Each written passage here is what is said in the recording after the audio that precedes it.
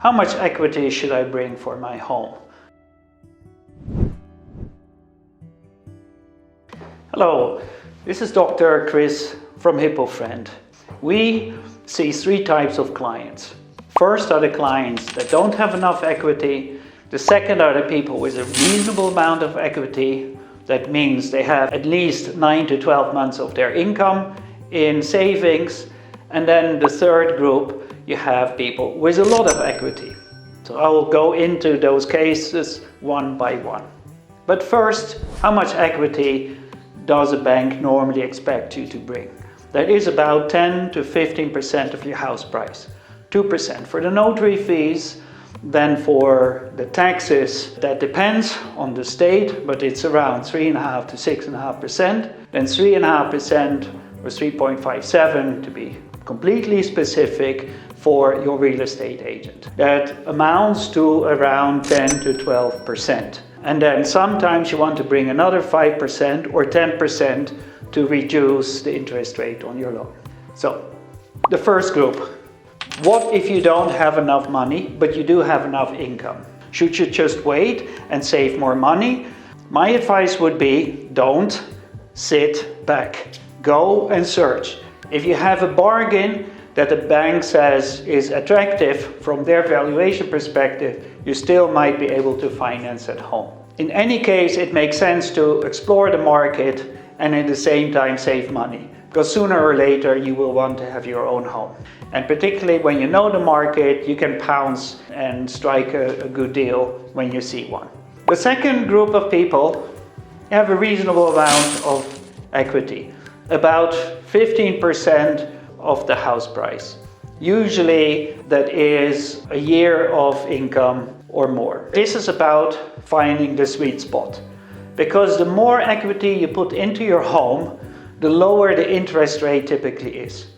It doesn't pay to put in more equity when you already have the mortgage to pay it down quicker, but at the beginning it does pay to put in your equity. Why? Because you earn not only the interest rate what you otherwise would have paid on your mortgage, but you also get a lower interest rate on all the money that you borrow. Now here is a matter of finding the sweet spot, because at some points it doesn't pay to put in more money. So talk to a mortgage broker to find exactly where that lies.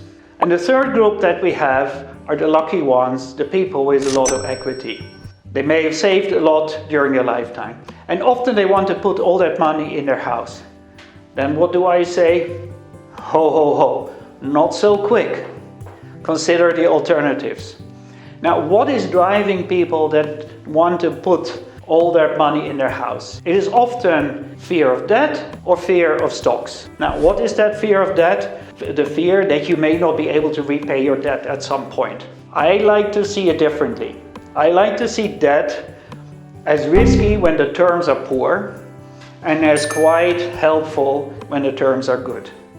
Now, consider this. If you have a mortgage and you fix the interest rate for 10 years, then in 10 years' time you have paid down 20-30% of your mortgage. Your income at that time will also be higher, presumably at least 30%, in line with inflation and more. That means that your debt ratio to income has halved, so you can afford a lot of more risk. If you still find it too risky, then you should fix your mortgage for a longer time, say 15 years. Then we have the fear of stocks. There are a lot of people that have no experience with investing in stocks, and when they look at the stocks, what they see is volatility. And they see bad news and they see restlessness. What I tell you then is what I do myself. I always think about, what are these stocks? These stocks in the end are real. If you have a well-spread index, what you do, you buy a share of the global economy. So it is not an individual house that you can touch, but really there are thousands and thousands of companies in a way that you can touch and that you buy.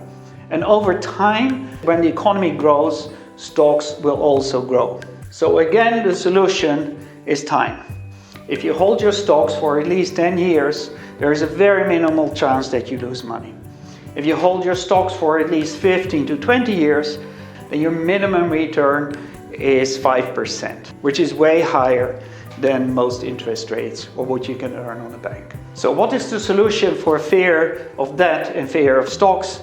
It is time and conditions. If you do that, then you make your money work for you. And if you make your money work for you, then in the end, you're safer and sounder. It helps to create a sound financial future. So don't be led by fear. I hope this is helpful for you. This is Dr. Chris from Hypofriend.